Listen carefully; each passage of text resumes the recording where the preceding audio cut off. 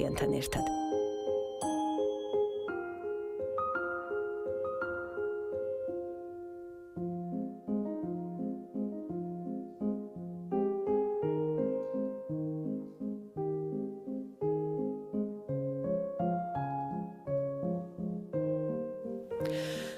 მოგესალმებით, დღეს 14 აპრილია, დღე რომელიც ყველა ჯერზე უკვე 47 წელია გვახსენებს ქართველების გამარჯვებას, ჩვენი იდენტობის ყველაზე მნიშვნელოვანი შემადგენელი ცხადია ჩვენი მშობლიური ენა, რომელზედაც ვსაუბრობთ და ნამდვილად გვეთქმის დიდი მადლობა იმ ადამიანებისთვის, რომლებიც 78 წლის 14 აპრილს არ შეუშინდნენ რეპრესიებს, არ გამოაჩინეს კონფორმიზმი და იბრძოლეს ჩვენი მშობლიური ენის შენარჩუნებისთვის, ასე რომ გილოცავთ აი ამ ჩვენს ყველაზე დიდ საგანძურს დედა ენის დღეს.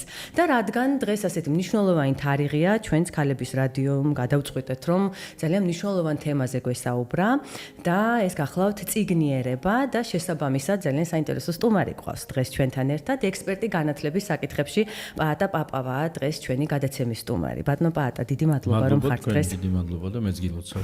დიდი მადლობა.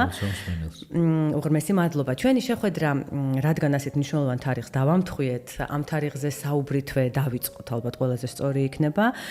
თქვენ რო გითხრათ, აი რამდენად მნიშვნელოვანი იყო ჩვენთვის მართლაც ეს თარიღი, 78 წლის 14 აპრილი, რა მოგვიტანა და აი წიგნიერების კონტექსტშიც რო ვისაუბროთ ერის ფორმირებაში რამდენად მნიშვნელოვანია. ესე იშვიათია ასეთი დიდი დატვირთვის მქონე დღეები ზოგადად ნებისმიერი ხალხის თუ ერის ისტორიაში. მე პატარა ვიყავი, თუმცა ბუნდოვნად მახსოვს საუბრები ამ საკითხის გარშემო ჩემს ოჯახში. იმიტომ რომ ჩემთან სახლში იყვნენ ყოველთვის, ესე იგი ეროვნულად ორიენტირებული, მეცაც ვიტყვი მოდისიდენტო ადამიანები, სტუმრობდნენ ხშირად ჩემს ოჯახს და მახსოვს, აი ბუნდოვნად მიუხედავად ბავშვობისა თემა მახსოვს, რომ ეს თემა იყო ხშირად მეორდებოდა საუბრებში სუფრებთან. იმიტომ რომ ამ თემას ჰქონდა უზარმაზარი დატვირთვა, რა თქმა უნდა, რა იშვიათი იყო საბჭოთა საქართველოში. დიახ. ისე როგორც მთელ იმ რაღაც უზარმაზარ ამ ურჩხულ ქვეყანაში და სისტემაში ასეთი გაბედული ნაბიჯებით გამოსვლა ამხელა შეკრე რამდენიმე ათასიანი თუ როგორც ამობენ ბევრი ათასი იყო გამოსული თბილისის ქუჩებში და რუსთაველზე და აი რაც ვიცით ჩანაწერები კიდევ ერთხელ გადავხედე სხვათა შორის და ეგ ამერიკული ჩანაწერებიც, ამერიკელი ჟურნალისტების ჩანაწერებიც არის. ესეც იშვიათი მოვლენაა, რომ ამერიკაში დაიბეჭდა ამის შესახებ. აი ჩვენი პატარა მაშინ ჯერ კიდევ უცნობი საქართველოს შესახებ, რომ აი ქართულმა ხალხმა ესეთ გაბედული გამოსვლა, შებედა სისტემას ასეთი რამე. თემა, სულ რამდენიმე თემაზე იყო, ხო, იყო უფრო ადრე 56-ში რა ისინი გამოსვლები. ეს 78-ის გამოსვლები იყო, მე ვიტყვი და მე ფეხბურთმა სხვათა შორის ამას კიდევ ერთი დიდი გოლი დაამატა ამ ეროვნული სულისკვეთების გაღვივებას, ხო? სულისკვეთების გაძლიერებას, გაღვივებას, გაღრმავებას, რა ვიცი, მანიფესტირებას დღეს როგორც ფსიქოლოგი ვიტყვიან ხოლმე. და ეს იყო მართლა უზარმაზარი მანიფესტი თავარ თემაზე. იმ დიდ თემაზე, რომელსაც ეროვნული იდენტობის თავი რესურსი ქვია, შეგვიძლია ასე ვთქვათ, თავი კაპიტალი, რაც არის ეროვნული ცნობიერების, ეროვნული სწრაფვების, არის, რა თქმა უნდა, ქართული ენა. ამიტომ უზარმაზარი დღეა. ძალიან დიდი მოვლენაა საქართველოს ისტორიაში და მაქვს იმედი, რომ სხვანაირად არ გადაიწერება არასოდეს ეს დღევანდელ კონტექსტში. მინდა ესეთ პატარა ქვეტექსტის შემოვაყარო. და ამ თარიღის შინაარსი ყოველთვის გვემახსოვრება და ყოველთვის ვუერთგულებთ. კანონები, რომლებიც როგორც იქნა მიიღეს რამდენიმე წლის წინ, რომელიც აძლიერებს, მართალია გარკვეულ ხარვაზებს შეიცავს, მაგრამ მაინც აძლიერებს ჩვენი ენის სტატუსს ქვეყანაშიც და ქვეყნის გარეთაც შეუძლია თქვა საერთაშორისო ურთიერთობებშიც. იმედია რომ სულისკვეთება ამ და მისწრაფებები რომლებიც ამ კანონში და კონსტიტუციურად არის რა თქმა უნდა ხო სტატუსი განსაზღვრული და მერე უკვე კანონმდებლობა და ის დეპარტამენტი რომელიც სპეციალურად შეიქმნა და ასე შემდეგ არ შეიცვლება რაღაც ახალ. ხო, ნუ ამ ვექტორს ასე ვთქვათ არ გადავუხვევთ. დიდი იმედი გვაქვს. დიდი იმედი. კი ბატონო. ერთი სიტყვით დღეს ჩვენ რო ვაზროვნებთ ქართულად, ემოციებს გამოვხატავთ ქართულად გვაქვს მშობლიურ ენაზე, როგორც მხატვრული, ასევე სამეცნიერო ლიტერატურა. კი ბატონო, ეს ყველაფერი ნამდვილად არის ძალიან დიდი მონაპოვარი, რასაც უნდა გავუფრთხილდეთ. ჩვენ დღევანდელი საუბრის მთავარი თემა წიგნიერებაა და აი წიგნიერების კონტექსტში და შემდეგ უკვე გადავიდეთ ამ ჩვენს მთავარ თემაზე, რამდენად მნიშვნელოვანია, რომ სწორედ ქართულ მშობლიურ ენაზე გვაქვს ეს ყველაფერი ხელმისაწვდომი. მოდი თქვათ პირდაპირ 78-ის ამბებიც, აი დღევანდელი, ხო, აი ეს სიმბოლურად ეს დიდი წონა მინიჭებული დღეც და დღესასწაულიც პრინციპში ძალიან შორს მიდის ისტორიაში და ქართული წიგნიერების ისტორიას, რა ვიცი, ხო, ვიცით, რომ ბევრი ქვეყანა, ბევრი ხალხი ვერ დაიკვეხნის ნამდვილად. ენობრივი არტეფაქტი, მშობლიურ ენაზე შექმნილი არტეფაქტები, როგორც ჩვენ შეგვიძლია და ნუ დამწერლობა იქნება თუ ტექსტური კორპუსი იქნება თუ ზეპირმეტყველების შედევრები თუ რა ვიცი, აი რა გითხრათ რა, იმდენი რამე რომ ჟანრობრივი მრავალფეროვნება იყოს, რაც გნებავთ. ყველაფერი თან დაწერილი ფორმით ჩვენ გაგვაჩნია. უზარმაზარი ისტორია აქვს ამ ყველაფერს, ხო? და აი ძალიან შორს წაგვიყვანს ხა ჩამოთვლა რომ დავიწყოთ იმ ადამიანების და იმ მოღვაწეების და უბრალოდ თუ წიგნობარი ადამიანების, რომლებიც ქმნიდნენ ამ ქართულ ენობრივ კორპუსს და რასაც ქართული წიგნიერება შეგვიძლია დავარქვათ. წიგნიერება შეგვიძლია უნდა განმარტოთ. ეს მინდა და სწორედ მეთხოვა თქვენთვის უპირველეს ყოვლისა. განმარტოთ წიგნიერება, რამე თუ უამრავი განზომილება შეიძინა მე-20 და 21 საუკუნეებში განსაკუთრებით გაიშალა ეს თემა. ხო, აი თანამედროვე განმარტებით როგორია ეს? თანამედროვე განმარტებას აქვს ორი შრე, მოდი ესე ვთქვათ. ერთ-ერთი ტრადიციული შრე, რაც იყო წიგნიერება და ჯერ კიდევ უძველესმა ადამიანმა, როცა დაიწყო ბგერების, ხო, ესე იგი ბგერების და ფონემების გამოსახულებებად გადაქცევა და თქვა რომ ღმერთო ჩემო მე მგონი შეიძლება რომ აქ რაღაცა უდიდესი გამოგონებაა, ხო, ჩვენ ვიცით რომ ცივილიზაციის ნამდვილი აკვანი სინამდვილეში დამწერლობის გაჩენაა და წიგნიერების გაჩენაა, რაღაცების ჩაწერა როცა დაიწყო ადამიანმა, რა. ერთ-ერთი ყველაზე დიდი მონაპოვარი ცივილიზაციის და ტრადიციულად რა არის? ეს არის კითხვის და წერის უნარების ქონა. ესე იგი, როდესაც თქვენ დახედავთ ტექსტს, აი მასოების, აი კაკაფონიას ერთი შეხედვით, რო ვთქვათ რა, რომელთაც გადაძეძგილია ეს. ხო, ეს მოხაზულობა. ათასობით ასობგერა, ათასობით გრაფემა, მოდი ჯერ ბავშვის თვალით რო შევხედოთ, ხო? ან თქო წიგნიერების არ მქონე ადამიანის თვალით რო შევხედოთ ერთი წამით. მაუგლის თვალით რო შევხედოთ. უძველეს ისტორიაში ან მაუგლის თემაში რო შევიდეთ.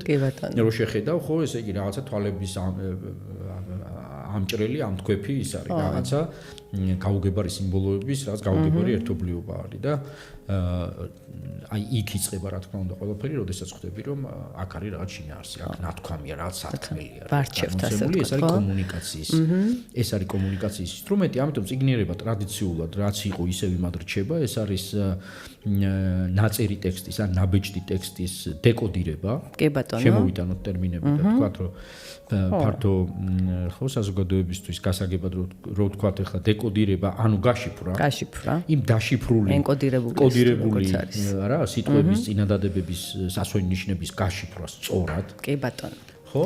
და მეორე განმარტება ეს არის ტრადიციულად ეს იყო და ეს არის მეორე არის უკვე წიგნიერება ფართო დიაპაზონში, როგორც არის ვთქვათ, ფუნქციური წიგნიერება, სამეცნიერო წიგნიერება, სამედიცინო წიგნიერება, კიდევ სხვა ბევრ წიგნიერებაზე შეგვიძლია ვიდეო ლიტერატურული წიგნიერება, მედია წიგნიერება, ციფრული წიგნიერება, რა ვიცი, კიდევ ბევრ სხვა. მაგრამ საბოლოოდ მაინც უბრუნდებით ორ რამეს. პირველი, ეს არის რომ მე შემიძლია გავშიფრო დაშიფრული ტექსტი, ასოებითა და იმით, ხო, სასვენ ნიშნებით დაშიფრული ტექსტი. მეორე, შემიძლია ამ გაშიფრული ტექსტის გამოყენებას აზროვნოთ ინტერპრეტაციისთვის, ახალი პროექტების შესაქმნელად, ინოვაციების დასაწერად და აქ უკვე კრიტიკული აზროვნება და თუ გინდათ თუ გნებავთ ახალი გამოგონების, რომელიც ეკონომიკის მთავარი საფუძველია, ახალი გამოგონებების პატენტისთვის გასაწერად მაგალითად. ხო, ანუ აღწერო რაღაც გაცილებით უფრო დიდი შინაარსი შეიძინა ტერმინმა წიგნიერება. ფართო, ესე იგი სპექტრში რო შევხედოთ, ძალიან გაფართოვდა. და სიღრმეც შეიძინა. თუმცა მაინც იგი აშენებულია კოდირებული ტექსტის დეკოდირებაზე. თავარი მაინც ეს არის სკოლაში რასაც ვსწავლობ დაწყებით კლასებში. და სწორედ დაწყებითი კლასები რადგან ვახსენეთ, სწორედ 9-10 წლის ასაკია, ის ასაკი, როცა უკვე უნდა ფლობდეს სრულყოფილად, ხო? ბავშვი ამ უნარს. როგორია დღეს, რო გადმოვიდეთ უკვე შეფასების ნაწილზე, ასე ვთქვათ, დღეს 9-10 წლის ბავშვების წიგნიერების დონე ჩვენს ქვეყანაში. 9 წელი არის ეს თავარი რა არის. მსოფლიო რატო ცდილობს, რომ სწორედ აი 9-10 წლის ასაკის მიჯნაზე გადაამოწმოს ბავშვის წიგნიერების დონე. ანუ სინამდვილის წიგნიერების დონეზე როცა ვლაპარაკობთ, მაინც დღეს გავრცელებულია ესეთი სტერეოტიპული აღქმა წიგნიერების, რომ ეს არის ერუდიცია, რომ ეს არის წიგნიერი არის ადამიანი, რომელსაც ბევრი წიგნი აქვს აკითხული და ხო, წიგნიერია განათლებული, ესეა, ხო, რაღაცნაირად. კლასიკური ნაწარმოები აქვს ბევრი წაკითხული, მაგრამ სინამდვილეში ჩვენ ახლა ცოტა უფრო ისეთ სპეციფიკურ ტერმინში ვართ და ნათელი რო იყოს გასაგები, ისევ კითხვის უნარებს უბრუნდებით, რამდენიმე შრიან უნარს უბრუნდებით, ნებისმიერ ტექსტში, ნებისმიერი ჟანრის, ნებისმიერ ტიპის ტექსტში არის ზედაპირზე განმოცემული დადებული ინფორმაცია და არის ინფორმაცია, რომელიც ნაგულისხმებია, დაფარულია, წინადადების შორის არის. აი ზუსტად ბატონო. და კარგია მკითხველი, როდესაც მას შეუძლია ორივე შრესთან მუშაობა. თუნდაც 3-4 შრეზეც ლაპარაკობენ სხვადასხვა, ხო, ექსპერტები, მაგრამ ჩვენ ვილაპარაკოთ ორ ძირითად დონეზე და ამ ორ დონეზე თუ ადამიანს შეუძლია ტექსტთან ინტერაქცია, ტექსტთან ურთიერთობა, მაშინ შეგვიძლია ვთქვათ, რომ ის საბაზისო, ესე იგი, ამ ფუნდამენტურ უნარს, რომელიც მე მთელი ცხოვრების განმავლობაში გამოსადეგია და ამაზე ევროპული კონვენციები შეგვიძლია მოვიყვანოთ და შემდეგ, მაგრამ ყველაზე მთავარი მაინც ის არის, რომ ადამიანს 9 წლის ასაკში ნახეთ ერთი ძალიან მნიშვნელოვანი გარდატეხა და ასევე არქმევენ, რატო ქვია. იმიტომ რომ თუ 9 წლის ასაკამდე პირველი, მეორე, მესამე კლასები იყვება ძირითადად ცოტა ესეთი ნაწილობრივ მეოთხედს. არის კითხვის სწავლის პერიოდი ცხოვრებაში. ანუ როცა ადამიანები არიბადებიან კითხვის უნარით, ხო? ეს არის უნარი, რომელიც დასწავლას უქმდებარება, საკმაოდ ვაწვალებ ცოტ-შორის ბავშვებს, არ არის იული ტვინისთვის. ტიპური ადამიანური ტვინისთვის საკმაოდ რთულია. ეხლა როცა ამას ეს ავტომატიზმში გადადის, მე კი გვიმარტივდება. ხო, მაგრამ ნუ მეტყველებისგან განსხვავებით გაცილებით დიდ ძალისხმევას მოითხოვს. მეტყველებისა და ხო, რა ვთქვათ, წოვის უნარი. ხო, ნუ რაც ეხლა რეფლექსებია მით უფრო. არ არის ინსტინქტური ისეთი, ხო? მოვლენა, ამიტომ უნდა ვიცვალოთ, რეალურად ვაწვალებთ ჩვენ ბავშვებს. ამას ვამბობ ხა ცოტა უტრირებულად, მაგრამ არც ისე. კი ბატონო. ეს მე მეთოდებს უკავშირდება და რესურსებს და მთელი ამბავია მიბმული ამ წვალებასთან, როგორ შევამსუბუქოთ იმგვარად, რომ ბავშვს შეუყვარდეს, არ დავკარგოთ мотиваცია, რაც არის ერთ-ერთი დიდი მტკივნეული თემა ამ კითხვაში და 9 წლის ასაკში სწორედ არის ის ასაკი, როცა ბავშვი სწავლობს კითხვას, ეუფლება კითხვას, ანუ სამივე შრეზე კითხვას, ხო, დიაგრამებთან მუშაობას, ტექსტების ერთმანეთთან დაკავშირებას, რა ბევრ რამეს, წერასთან დაკავშირებას კითხვის თვითონაც როცა ხო, ქმნის ამ ტექსტებს. აი ეს პერიოდი მთავრდება ერთგვარად, ეს არ მთავრდება ცხოვრების ბოლომდე გრძელდება. საბოლოოდ, მაგრამ მთავრდება პირველადი ფორმირება აკადემიურ განათლებაში და სისტემურად მთავრდება ეს ნაწილი და იწყება კითხვის სწავლისთვის კითხვის ეტაპზე გადადის ბავშვი. ეს ნიშნავს იმას, რომ მან კითხვა უკვე იცის, ეს ფუნდამენტური უნარი სათანადოდ არის შესრულებული, ცხადია კარგ ვითარებაში. და ამის შემდეგ ადამიანს ეხსნება დიაპაზონი, რომ ამ უნარის გამოყენებით უკვე ისწავლოს ბევრი რამ. და ის მას შეკითხვები წეროს სხვა ტიპის ტექსტები, და სხვადასხვა საგნებში კომპეტენციები და მოკლედ აი ესე გახდეს მკითხველი, რასაც ქვენ, ნამდვილი მკითხველი. კი ბატონო. და ყველაზე რთული რაც არის, რომ ამ დროს სწორედ კიდევ ერთი ესეთი მიკროტრაგედია თუ არ შეიძლება მაკროც არის мотиваციის დაკარგვა. სწორედ იმის გამო, რომ ბევრი სხვადასხვა საგნის დიაპაზონი იშლება, შემოდის და დავალებათა რაოდენობას მატულობს და წაკითხვისა და დამუშავების, ამ ტექსტების დამუშავების რაოდენობა მატულობს. სწორედ ამიტომ და თანაც მოთხოვნა მატულობს სკოლისგან და ოჯახისგან, რომ ახლა უკვე უნდა აკეთოს, ხო, წიგნიერების ფუნდამენტი გავლილია და ახლა დაიწყე ამის ეფექტურად გამოყენება და ნაყოფიერად და მაღალი მოსწრებით გამოყენება.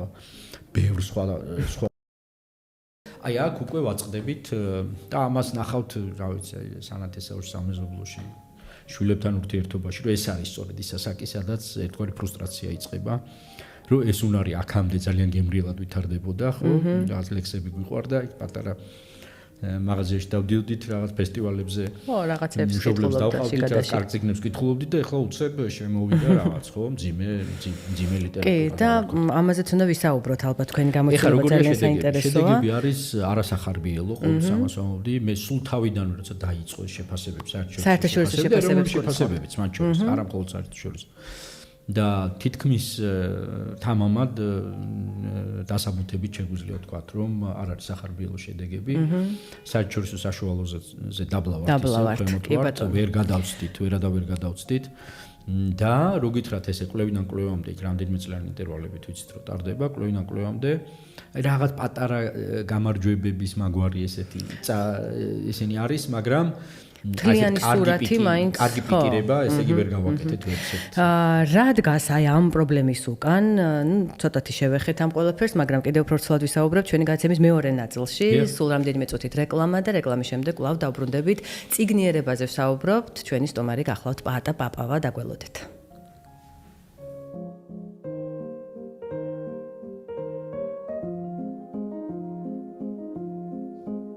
ოჯახის, ურთიერთობების და საზოგადოების მთავარი გამოწვევები. ფსიქოლოგია და მისი როლი ჩვენს ყოველდღიურობაში. შეხვედრა ფსიქოლოგთან ქალების რადიოს ეთერში. ნატა ასათიანთან ერთად.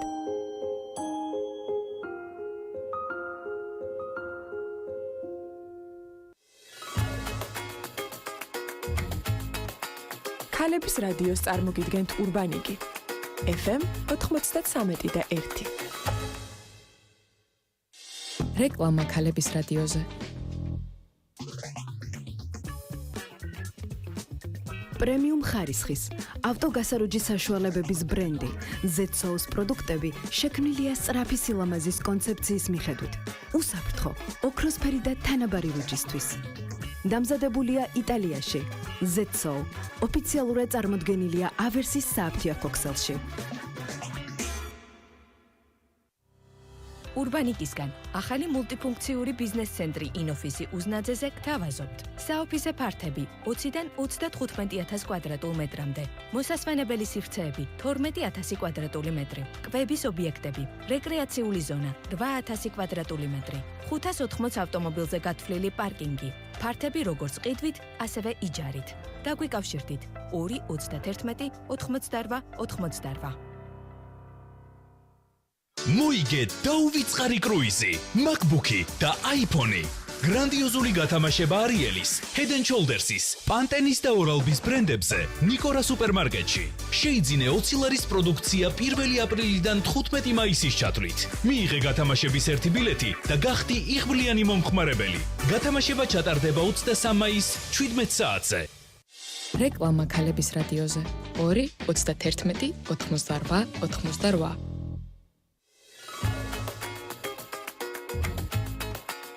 ქალების რადიოს წარმოგიდგენთ ურბანიკი. FM 93 და 1.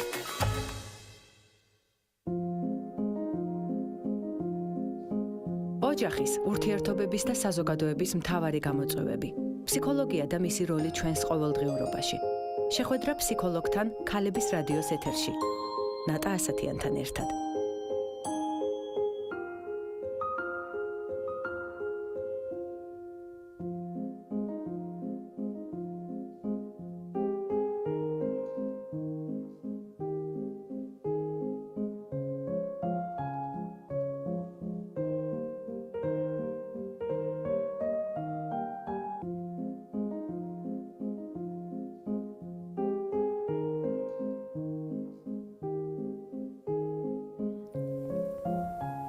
დავბრუნდით ეთერში, საუბრობთ წიგნიერებაზე, ტერმინი გავმარტეთ და ახლა უფრო შინაარსში შევალთ, ასე ვთქვათ და რა გვიშლის ხელს, რატომ გვაქვს ისეთი მდგომარეობა, რა მდგომარეობას ფიქსირდება ყოველ ჯერზე საერთაშორისო თუ ეროვნულ კვლევებში. ამ ყველაფერზე ვისაუბრებთ ექსპერტი განათლების საკითხებში პაატა პაპავა დღეს ჩვენთან ერთად. ჩვენ გადაცემის პირველ ნაწილში ვახსენეთ საერთაშორისო შეფასებები, როგორც არის ეს PISA, PIRLS, TIMSS, რაც იწვევს ყველა ჯერზე, როცა კი ქვეყნდება და ქვეყნდება საქართველოს შემოდგოს, ვთქვათ, მონაცემებიც ჩვენს აღშფოთებას. რომ გითხრათ, რას ეფუძნება, ასე ვთქვათ, იქნება ინსტრუმენტია ისეთი, იმგვარი გამოყენებული ამ კვლევებში, რომ ინსტრუმენტის პრობლემაა და მომისმენია ასეთ საუბარის, რომ ეს არის კვლევა, რომელშიც ჩვენ ვზომავთ ისეთ რამეს, რაც არ გვისწავლებია და ამიტომ კი არის იქ კრიტიკა მნიშვნელოვანი. მე არ ვიზიარებ ამ კრიტიკას, გულწრფელად რომ გითხრათ, იმიტომ რომ ეს არის საერთაშორისო სტანდარტი, ეს არის რაღაც საერთაშორისო მოცემულობა და ის რეალურად ზომავს იმას, რასაც ზომავს შესაძლებლობებს. მე მესმის, რომ შეიძლება იქ რაღაც არ არსებობს ახლა, ხო, სრულიად გამართული, როგორც 0 და 100 ინსტრუმენტი. არ არსებობს ესეთი, ხო, სრულიად გამართული ინსტრუმენტი, იქ ცხადია რაღაც ხარვეზები არის, იქნებათ იქ სანდოობის თემებში იქნება ეს თუ ადმინისტრირების საკითხებში თუ ის, მაგრამ ფუნდამენტურად ამ ინსტრუმენტს როცა ვუყურებთ, ეხლა მე მართალი გითხრათ ვერ დავიჩემებ მათემატიკასა და ბუნებისმეტყველებაზე, მაგრამ წიგნიერებაში რომ ვუყურებ იმ ტექსტებს, რომლებიც და ყოველთვის ვნახულობ იმ ტექსტებს, რომლებიც ტიპური ტექსტები, რომლებიც გადის ველზე და დიახ, ვადარებთ ერთმანეთს და ვუყურებთ იქ თქვათ რა პარამეტრები ზუსტდება, რა პარამეტრები გვემატება ამ კვლევებში და ასე შემდეგ, იქ იზომება წიგნიერების ძირითადი უნარები, ის რაც უნდა გაიზომოს. და ტექსტთან ურთიერთობა მართლაც მოიცავს იმ 4 ძირითად საფეხურს უნარების განვითარებაში, რომლებიც ტექსტთან ურთიერთობაში ადამიანს წიგნიერების მიმართულებით მოდით, აი ჩვენი მსმენელისთვის რომ იყოს კიდევ უფრო გასაგები, რომ გითხრათ უფრო დეტალურად, აი წიგნიერების ნაწილში მსგავსი საერთაშორისო კვლევები რას ზომავს? აი რა კომპეტენციებს ზომავს? ესე იგი, ძირითადად ზომავს, პრინციპში თქვით უკვე, ძირითადად ზომავს ტექსტთან ურთიერთობის რამდენიმე შრეს. ესე იგი, პირველ რიგში ეს არის ტექსტში მოცემული ინფორმაციის დამუშავება, მიღება და დამუშავება. ამას მოყვება ტექსტში დაფარული ინფორმაციის მიღება და გააზრება და ინტერპრეტაცია, ამას მოსდევს გამოყენება სხვადასხვა კონტექსტში, სხვადასხვა დავალებაში. აი ეს არის ძირითადი, რასაც ზომავს ეს უნარი. ამიტომ სინამდვილეში არ არის ძნელი სახლის პირობებშიც კი თუ კი ვინმე საინტერესებს და მე სხვადასხვა პროგრამაში მიმუშავია კიდეს დიაგნოსტიკური იქნებოდა ეს თუ სავარჯიშო პაკეტების დამზადებაზე. სინამდვილეში არაფერი გაუგებარი ამაში არ არის, რასაც ვსწავლობდით ბავშვობიდან ტექსტთან ურთიერთობაში, ისევ იმაზე ვსაუბრობთ. უბრალოდ მაინც მოდი კიდევ ერთხელ ვთქვათ, რომ რამდენიმე მნიშვნელოვანი რამე დაემატა წიგნიერების სწავლებასა და სწავლას. ეს არის ძალიან მნიშვნელოვანი და ძირითადად გაგება გააზრების დონეზე მოხდა ეს აი ბოლო აწლეულების განმავლობაში. ერთ-ერთი მთავარი არის და ამასაც ზომავს წიგნიერების. ის სკალები, რომლებზეც ვლაპარაკობთ, არის კითხვის სტრატეგიები, გააზრების სტრატეგიების გამოყენება. ანუ კვლევა მაჩვენა, რომ კარგი მკითხველები იყენებენ გააზრების სტრატეგიებს. როგორიც არის შეკითხვების დასმა, ხო, თქვათ ვარაუდების გამოთქმა, ეს მთელი პაკეტები, ტექსტის დაკავშირება, თქვათ ხო, პარალელებს რო ვეძახით ჩვენ, შეჯამებების კეთება, ძალიან მნიშვნელოვანია შეჯამებების კეთება, ღრმა რეფლექსიის გაკეთება და ასე შემდეგ. ნახეთ, ესე იგი და თუ კი ადამიანი არ იყენებს ამ სტრატეგიებს, მაშინ გაგება გააზრების დონე ვერ აღწევს იმ ნიშნულებს, რომლებიც არის სასურველი და რომელსაც ზომავს კიდეც ეს საერთაშორისო შეფასებები. ჩვენთან არის მკაფიო სურათი რა თვალსაზრისით. და რას ვერ ახერხებენ ჩვენი ბავშვები. რა თქმა უნდა, ამ დონეზე ტექსტთან მუშაობას ვერ ახერხებენ ჩვენი მოსწავლეები, იმიტომ რომ საკლასო ოთახში არიან მიჩვეულნი. აი ეს არის ალბათ რაც საკლასო, აი რო წარმოვიდგინოთ 4 დონეზე მუშაობა ტექსტთან, თუ შევხედავთ, კარგად თუ შევხედავთ თავად ტექსტებს და მათ ეს არქიტექტურულ და სინტაქსურ და ნებოჩინაარსობრივ ხო მხარეებს, თუ შევხედავთ იმ ლექსიკური მარაგი როგორ არის მოწოდებული ამ ტექსტებში. თუ შევხედავთ სხვა შორის მოტივაციურ მხარეებს, როგორ არის ეს ტექსტები შერჩეული, ნამდვილად იწვევს კითხველის ცნობის მოყვარეობის გაღვივებას, ამ ტექსტთან მიახლოების და ამ ტექსტში შეცურვის მოთხოვნილებას. ჩვენ აღმოვაჩენთ, რომ მთლიანად გადასახედია ერთი მხრივ წიგნიერებაზე განვითარებისთვის შექმნილი რესურსები. კი ბატონო. ბევრი არის მოძველებული, არის გასაახლებელი და მეორე ძალიან მნიშვნელოვანი არის საკლასო პრაქტიკები. რომელიც არის მესამე ფაქტორი, რომელსაც არ ვარ ყველაზე მნიშვნელოვანი, რომელიც არის და ბოლო კვლევაში პირველი წერია, აი პირველ ადგილას წერია ფაქტორებს შორის, არა მარტო საქართველოში. არის მოლოდინები. ადეკვატური მოლოდინები კონკრეტული უნარის განვითარების მიმართ. ბავშვისადმი. ადეკვატური მოლოდინი. ბავშვს რასაც ვეუბნებით, რომ აი მე ველი ამას, ხო, მომდენო საფეხო, მომდენო კვირების, მომდენო თვეების. უნდა ცხადი იყოს მისთვის. ამ სემესტრის განმავლობაში მე ველი ასეთ მიღწევებს.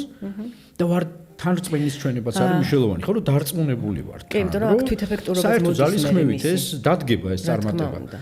პიგმალიონის ეფექტს რო უწოდებთ, დიახ. ძალიან მნიშვნელოვანია აი ამ მოლოდინის სწორად განსაზღვრის ნაწილში და აი ამ მთელი 4 საფეხურიანი კითხვის გააზრების, წაკითხulis გააზრების პროცესში თვითონ მასწავლებლის როლი, ხო, რასაც გვერდს ვეღმოვით.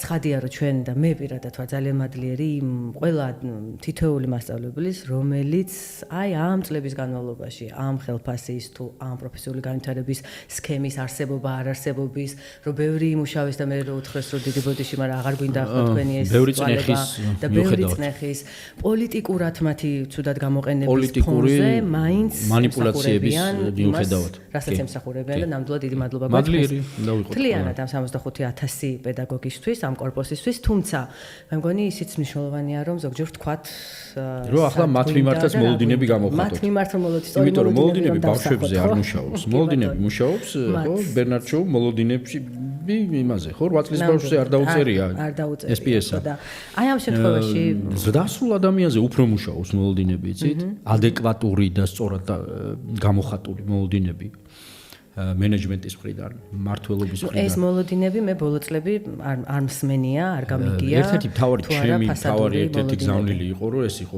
დიახ ეს იყო ფასადური თუ კი არსებობდა და ხშირად შემოიფარგლებოდა იცით ისეთი მადლიერებებით აი ჩვენ რო ახლა მადლობა გამოხოთ ის სხვა არის ის ავთენტური და ნამდვილი მადლობა კი იყო ყოველთვის ვცდილო აი სისტემიდან რა მადლობებსაც იღებდი რაც პრინციპში ყველაზე დიდი დრაივერია და მოტივატორია საქმიანობაში იქიდან სხვა მოლოდინები ჟღერდებოდა და სხვა მოლოდინები იყო მოქმედებდა რეალურად მოდით დავანებოთ იმას თავი რა იყო იმიტომ რომ ვიცით რომ რაღაცა იყო თქვა არასწორად და შესაძლოა ასეც გაგრძელდეს მაგრამ მოდით უფრო ექსპერტული თვალით თქვენი თვალით რო გითხრათ რა არის ის ყველაზე სუსტი წერტილები გამოსასწორებელი თქვენ მაგალითად ხშირად საუბრობთ იმაზე რომ განსხვავება არის დრამატული მოსწავლეების შეფასებებში დიდი ქალაქის სკოლები და სოფლის სკოლები და რომ სოფლის სკოლებში პრობლემა არის ის რომ საერთოდ არ არის რიგ შემთხვევებში თავი პრობლემა ერთი ვთქვით რომ მასწავლებლებს მოლოდინები ნახეთ მასწავლებლები საკლასო ბავშვთა საკლასო საქმიანობას ბავშვთა საკლასო მოღვაწეობას ესეც კიდევ ვარქმევდი კი ბატონო კარგად კლასში ცხოვრებას სკოლაში ცხოვრებას ბავშვის და მოღვაწეობას მოლოდინებით არ მართავენ ადეკვატური მოლოდინებით არ მართავენ ეს ცალკე თემაა ამაზე შეიძლება ტრენინგებიც ვატაროთ მართლა ეს უნარია ეს არის უნარი ხო ეს არის მართვის უნარი მათ შორის კლასის მართვის უნარი და მოსწავლეთა წარმატებების მართვის უნარია რომელსაც თავისებურად გამოყენება უნდა სწორად უნდა გამოყენება იმიტომ რომ შეიძლება გადავამლაშოთ კიდეს და პირიქით მე მსხვერპლად ვაქციოთ ბავშვი არასწორად დასახული იმიტომ ამბობ ადეკვატურად დასახული მოლოდინები და ადეკვატურად ნათქვამით ან მიწოდებული მოლოდინები გაჟღერებული და ამას უკავშირი უნდა ახდეს რა თქმა უნდა მოლოდინს უხდება განმავითარებელი რა თქმა უნდა მაფორმირებელი განმავითარებელი უკავშირი გარდა ამისა ამას გარდა უმნიშვნელოვანესი პრობლემა რომელსაც იოლად არ ეშველება სამწუხაროდ ვაღიარებ ამას არის წიგნიერების დაბალი დონე მასწავლებლებში მაპატიოს ყველა მასწავლებელმა მოქმედმა მასწავლებელმაც და მომავალმა მასწავლებელმა კავკასიის უნივერსიტეტში მომავალ მასწავლებლებთან. ხო, აი ესეც საინტერესოა თქვენი გამოცდილებით კავკასიის უნივერსიტეტში თქვენ არც მაჩხუბარა და არც კონფლიქტური ადამიანი არა ვარ, ძალით ვიბრაზებ ხოლმე თავს 1000-ში ერთხელ და მე აი ძალით ვიბრაზებ სტუდენტებთან თავს, რომ თუ რომელიმე მისმენს იცის, რასაც გულისხმობ ახლა. კი ბატონო. რომ აი ვეჩხუბები რომ თქვენ არ მინდა პირდაპირ დავარქვა ესე იგი რომ არ კითხულობენ. არ კითხულობენ. არ კითხვასთან დაკავშირებით მეკითხვა. არ კითხვა. დიახ. როცა არ კითხულობ. ნახეთ? კითხვა ოქროს კანონი არსებობს ხო წიგნიერებაში. წიგნიერდები წიგნიერი პრაქტიკები. კი ბატონო. კითხვა სწავლობ კითხვით. და იმ შეცდომების დაძლევით, იმ ვერგაგების, ანაზღაურებით, მიბრუნებით, ხო, აი ამ მანდაც წვალებაა ალბათ. წილი, არის წილი, რა თქმა უნდა და მასწავლებელი შენ თვითონ თუ არ ხარ ამით ინფიცირებული, მოდი ესე ვთქვა. და ხო, შენ თვითმოლოდინი თუ არა გაქვს ასეთი, რომ მე მოსწავლეებთან წიგნიერი ადამიანი შევდივარ, ამ როლით შევდივარ. მასწავლებელს უამრავი როლი აქვს რა და მართლა რთული პროფესიაა. კი ბატონო. და თქვათ პირდაპირ სათქმელი რომ ურთულეს კომპლექსური საქმეა ძალიან და მადლობა მართლა კიდევ ერთხელ ყველას, მაგრამ ეს ერთ-ერთი როლი ჩავარდნილია რაღაცნაირად. ბოდიშ ვხდი. კი ბატონო, მესმის. რომ ხოლმე სერიალების ყურებით ჩორს ვერ წავ. ამ საკითხთან დაკავშირებით მექნება ერთი ესეთი კითხვა, რამდენიმე დღის წინ შევხვდი ჩემს კოლეგებს სომხეთიდან, რომლებიც ესეთი სტატისტიკა გამიზიარეს, რომ 2024 წელს საქართველოში 4.100.000 წიგნი გაიყიდა, მაშინ როცა სომხეთში, რომელიც უნდა ახლობით იგივე რაოდენობა ვართ, ასე ვთქვათ, მაცხოვრებლებიც, 500.000 წიგნი გაიყიდა. მესმის რომ წიგნის გაკითხვა პირდაპირ პროპორციულად წიგნის კითხვასთან არ ასოცირდება, მაგრამ ერთხელაც რო არ შემეშალოს 4.100.000 წიგნი გაიყიდა ერთეული საქართველოში 2024 წელს. მაშინ როცა 9 მილიონი ანუ თითქმის 8-ჯერ მეტი. არა 8-ზე მეტჯერაც მეტი. რაღაცა დრამატულად სხვაობა. არ მიგვირს. ეს რატომ არ აისახება წიგნების დონეზე? არ მიგვირს, ეხლაც ვიყავი წიგნის აგერიმაზე გაყიდვის. ხო, უბრალოდ ვერ მივახლოვდებოდი და ცნობილ პავილიონში და ძალიან מחარებს იქ სტუმრობა ყოველთვის რა, რომ აი საქართველოს როგორც იქნა, იყო დრო როცა არ იყო ესენი და აი ძალიან გული მწყდებოდა, რომ ასეთ რამეებს უყურებდი, ხედავდი ევროპის, თქვათ ევროპულ ქვეყნებში, ჩრდილო ამერიკაში მიწევდა ამ წიგნიერ კონფერენციებზე. ჩვეულებრივად მოგზაურობის დროს, აი ბიბლიოთეკებში მივდიოდი, ყოველთვის ამ კონფერენციებზე ვაკვირდებოდი, ხო სკოლებში და ასე შემდეგ, რომ აი ეს წიგნების ხა წარმოვიდგინე იქ რა რაოდენობის იყიდება ეს ყველაფერი. ხო, სადაც ჩვენთან იქ რამხელა ბრუნვა. მაშინ როცა თითო კლასში არის ვალდებულები არიან, ხო, შტატს, ყველა შტატს თავისი ის აქვს, სავალდებულო ესე იგი ბრუნვა წიგნების რამდენჯერ უნდა განახლდეს არა სკოლის ბიბლიოთეკა, კლასის ბიბლიოთეკა რამდენჯერ უნდა განახლდეს, ესეც კი ნორმირებულია და სერიოზული თემაა, ყურადღება ექცევა ძალიან სერიოზული და რო არ ვილაპარაკოთ ახლა რომ ბიბლიოთეკის სტუმრობა რამხელა ის არის ზეიმია ოჯახისთვის და ბავშვებისთვის და აი ეს კულტურა, ისე ჩვევაში გამჯდარი კულტურა.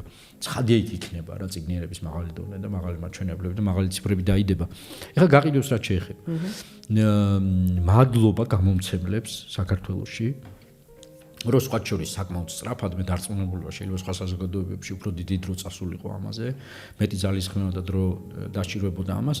რამდენიმე ქართული გამომცემლობის ასეთი კარგი მეცადინეობით და სიყოჩაღით საქართველოში გამრავლდა წიგნების ესე იგი მრავალფეროვნება გაიზარდა სწრაფად, დიაპაზონი ყველანაირი და ხელმისაწვდომობაც მართალია ჯერ კიდევ ბევრი ოჯახისთვის წიგნი კარგად გამოცემული ახალი წიგნი ფუფუნებაა და ეს რა თქმა უნდა არის ერთ-ერთი ფაქტორი, არის სოფელი რო ახსენეთ თქვენ ქალაქსა და სოფელს შორის მაჩვენებლების განსხვავება.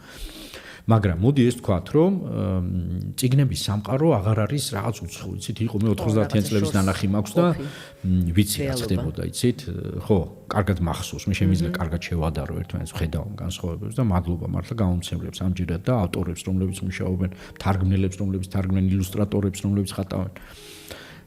Digital ხო, ესე იგი ციფრული წიგნიერება როგორ ის გახდა საქართველოს საბედნიეროდ ქართულ ენაზე შემოდის სულ უფრო მეტი რესურსი. თუმცა აქ და არ არის ეს პოზიტიური დინამიკა. ეს არის უდიდესი ამბავი. თუმცა მე მაქვს ეჭვი, ახლა ერთ კვლევაში კი მივიღე მონაწილეობა, სადაც აი დემოგრაფია და სტატისტიკური მოცემულობა, ესე იგი მოსახლეობის რომელი ნაწილი არის უფრო წიგნიერი და უფრო დაკავებული ამით და სახლში მუდმივად ხო კითხულობენ ადამიანები რაც არის თავარი რამე ბავშვის ცხოვრებაში, ბავშვის წიგნიერ განვითარებაში. და ეს ყველაფერი ხელმისაწვდომი გახდა იცი რა კლუბები იქმნება. აი ჩვენც ახლა აზროვნების აკადემიის სპეციალურად წიგნების კლუბი ხო ძალიან ერთ-ერთი გამორჩეული იქნება. მკითხველთა კლუბები იქმნება, კარგი მასწავლებლები აკეთებენ, მაგრამ რაოდენობით მაინც ვართ ისე რა, აი პროპორციებში არ გვაქვს კარგად საქმე, იმიტომ რომ მაინც იცით წიგნის სამწუხაროდ გახდა ფუფუნების საგანი, შეგვიძლია ეს ვთქვათ. ეს არის მაინც ხელმისაწვდომობა არ არის მაღალი ბევრი ოჯახისთვის.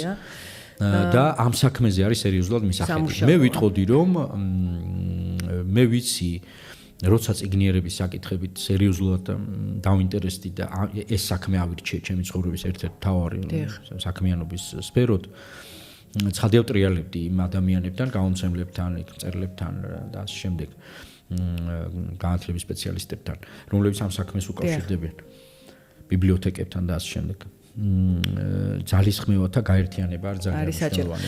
ეროვნული პოლიტიკა არის. ეროვნული სტრატეგია წიგნიერების არის ეროვნული სტრატეგია, სახელმწიფოს როლი და მშობლები, ოჯახი ბევრჯერ ვახსენეთ და ამ ნაწილზეც ვისაუბროთ, სულ რამდენიმე წუთში ისევ რეკლამაა ჩვენს ეთერში, არ გადართოთ.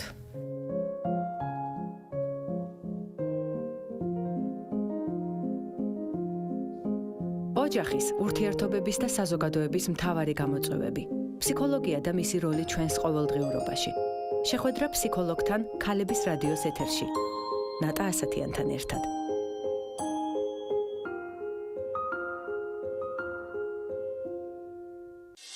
რეკლამა ქალების რადიოზე. Dyson-ის და 1000 ლარიანი ვაუჩერის მოგება მარტივია. შეიძინე ველა სტიკერიანი პროდუქცია სუფთა სახლსა და სააფთიაქო ქსელებში. გადაფხიკე და გააგზავნე კოდი. ყოველი მე-1000 მომხმარებელი გარანტირებულად იგებს Dyson-ს. მოიწვიე მეგობრები, დააგროვე ქულები და დამატებით მოიგე 1000 ლარიანი ვაუჩერი. იჩქარე, აქცია ძალაშია 1 მაისამდე. ინოფისის ბიზნეს ცენტრები ურბანიკისგან, თბილისის სხვადასხვა ლოკაციაზე, გთავაზობთ საოფისე ფართებს 20 კვადრატული მეტრიდან 10,000 კვადრატულ მეტრამდე. დაგვიკავშირდით 291 88 88. კვების რჩეული ობიექტები, სამუშაო დასასვენებელი და საბავშვო სივრცეები ყველა ასაკის ადამიანისთვის. იდეალური ადგილი სამეგობრო და საოჯახო შეხვედრებისთვის. ბაზარი, ქალაქი ქალაქში, სივრცე შენი სრულყოფილი დასვენებისთვის. მისამართი: ვეკუას 3A. ურბანიკის ახალი პროექტი ურბანიკ მზიური საქართველოს ბანკის პარტნიორობით გთავაზობთ ბინებს ქალაქის ცენტრში, მზიურის პარკის მიმდებარედ, სადაც ირგვლივ ყველა საჭირო ობიექტი და დაწესებულება 5 წუთის სავალზეა. მზიურის პარკი, ჩოგბურთის კორტები, ფიტნეს კლუბი. დაგვიკავშირდით 291 88 88. რეკლამა ქალების რადიოზე. 291 88 88. ქალების რადიოს წარმოგიდგენთ ურბანიკი. FM 93 და 1.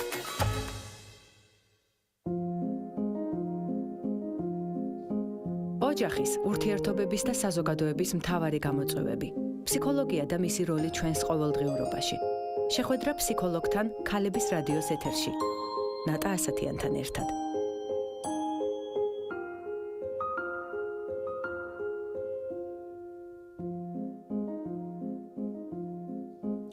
დავბრუნდით ეთერში, წიგნიერებაზე ვსაუბრობთ. ჩვენი სტუმარი გახლავთ ექსპერტი განათლების საკითხში პაატა პაპავა. ჩვენ ბევრი ვისაუბრეთ პრინციპში და ბევრი განზომილებით შევეხეთ წიგნიერებას და ჩვენი გადაცემის ბოლო ნაწილში, ასე ვთქვათ, ვისაუბრებთ უფრო მეტად ეროვნულ კონტექსტში რომ უნდა იყოს, ასე ვთქვათ, განსაზღვრული პრიორიტეტად წიგნიერება ეს ერთი და მშობლების და ოჯახის როლზეც. ბატონო პაატა, თქვენ აზროვნების აკადემიის სკოლის აკადემიური დირექტორის ბრძანდებით და საინტერესოა თქვენ როგორ აპირებთ მშობლებთან და ოჯახებთან თანამშრომლობას ამ თვალსაზრისით. ძალიან კარგი შეკითხვაა ეს და ამის გარშე არ გამოდის. აი ფინელებმა რამდენჯერმე მიყოლებით რომ აჩვენეს მაღალი შედეგები და იქ გააღრმავეს ეს კვლევები რომ მაინც რა შეგვიძლია პოზიტიურად რას დავაბრალოთ ესეთი წარმატება.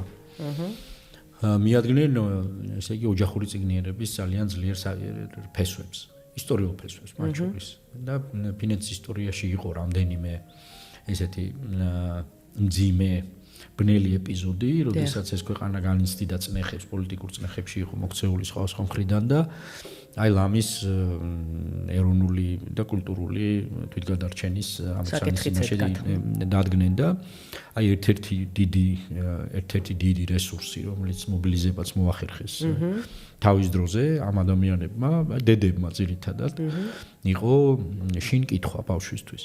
შინ კითხვა და აღმოჩნდა რომ არ არსებობს ამაზლიერი ინსტრუმენტი წიგნიერების განვითარებისთვის.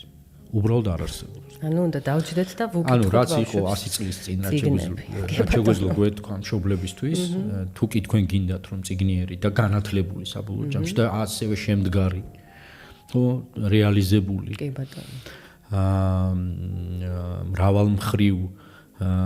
მრავალმხრივ და პიროვნულად ჩამოყალიბებული, განვითარებული შვილი თუ ხედავთ თქვენ ამგვარად უყურებთ აღიქვამთ მის მომავალს და მოლოდინი სწორედ ასეთი გაქვთ.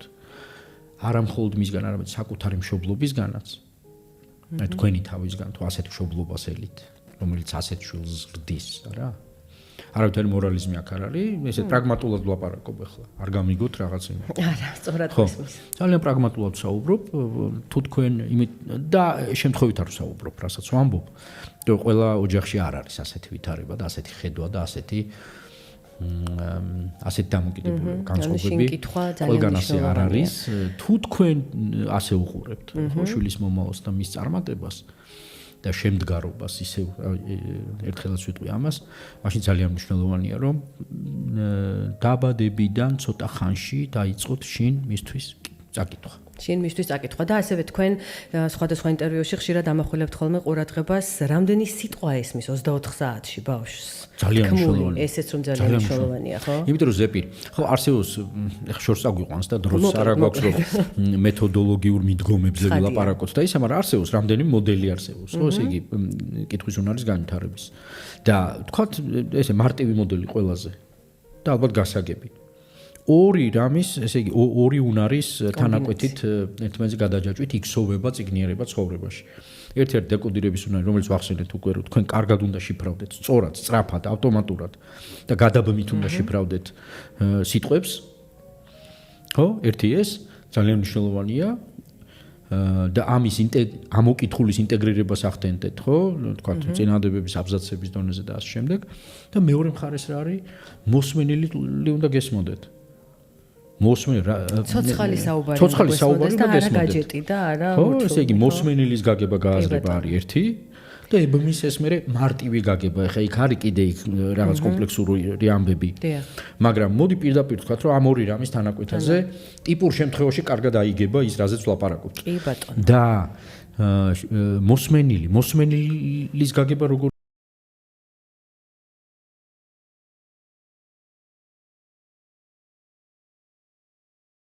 საუბრები, ცოცხალი ნამდვილი საუბრებით ერთი, რომელიც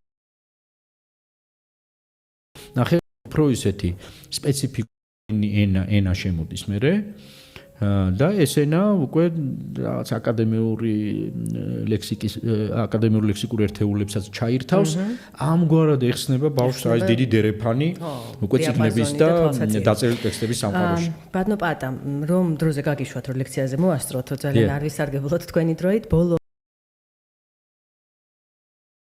მიდგომა რომ თუ მშობელს უნდა წიგნიერი, განათლებული, რეალიზებული შვილი, რომ აუცილებელია შინ კითხვა და ყველას ეს ბევრი რამ, რაზეც ახლა გამახვილეთ ყურადღება და მეორე და ბოლო რაც მექნება კითხვა, სახელმწიფოსაც უნდა უნდოდეს, აი ეროვნული სტრატეგია რაც ვახსენეთ, ასევე ჩვენთვის უნდა იყოს და ეს მარტო ფურცელზე არ უნდა იყოს დაწერილი, რა თქმა უნდა, როგორ მოქალაქეს უზრდით, ხო?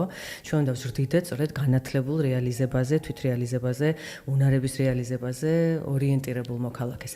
რა უნდა გააკეთოს სახელმწიფომ, რას აკეთებს და რას ვერ აკეთებს, ეს კიდე ცალკე საუბრის თემაა და დავანებოთ ამას და უბრალოდ რა უნდა გააკეთოს იმისთვის, რომ ჩვენი მომავალი თაობების წიგნიერება შეუწყოს ხელი. მადლობა, ეს არის ძალიან მნიშვნელოვანი შეკითხვა და ამ შეკითხვას სასურველი პირველ რიგში არის, რომ ეს შეკითხვა დაისვას იქ, სადაც საჭიროა ამ შეკითხვის დასმა და განხილვა.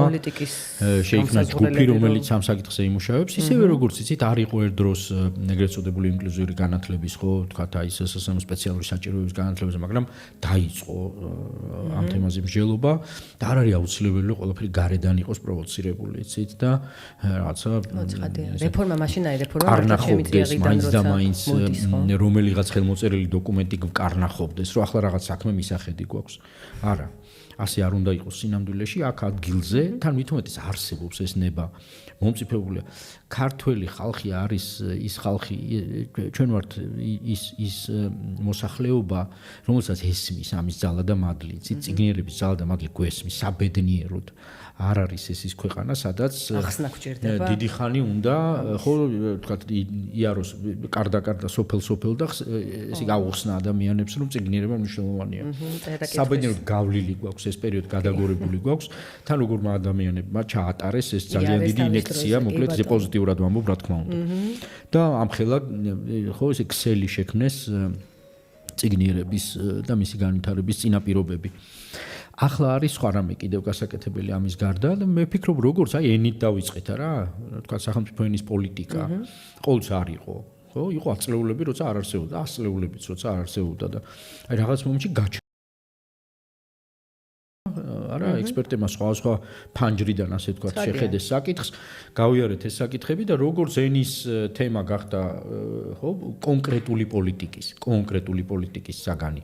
თავისი გაწერილი გეგმებით, მიმართულებებით, ბიუჯეტებით და ასე შემდეგ და სხვანაირად არ შენდება დიდი თემები. ასევე ვფიქრობ რომ და ვიცნობ ადამიანებს, რომლებსაც აქვთ სამუშაო ვერსიები, წიგნიერების ეროვნული სტრატეგია თუ კი არსებობს, ეს იქნება და სახელმწიფო არის ის ქვეყანა, რომელსაც შეუძლია ღირსეულად დადოს ასეთი სტრატეგია, წიგნიერების განვითარების დაცვის და განვითარების სტრატეგია, თუ გნებავთ ასე ვთქვათ. და ჩადოს ამაში სათანადო რესურსები. ძალიან დიდი მადლობა 78 წლის 14 აპრილსაც შეიძლება სულ არ ეგონათ, რომ ისე პოზიტიურად განვითარდებოდა მოვლენები, მაგრამ მაინც იბრძოლეს ამისთვის და ბრძოლა ყოველთვის ღირს, იმიტომ რომ ბრძოლას მოაქვს გამარჯვება და მე დიდი იმედი მაქვს, რომ დადგება თქვენი საუბრებთ ჩვენ სწორედ წიგნიერების ეროვნულ სტრატეგიაზე, რომელზედაც და მის რაღაც კონკრეტულ ძალიან კონკრეტულ შრეებზე, ასე ვთქვათ, ხო?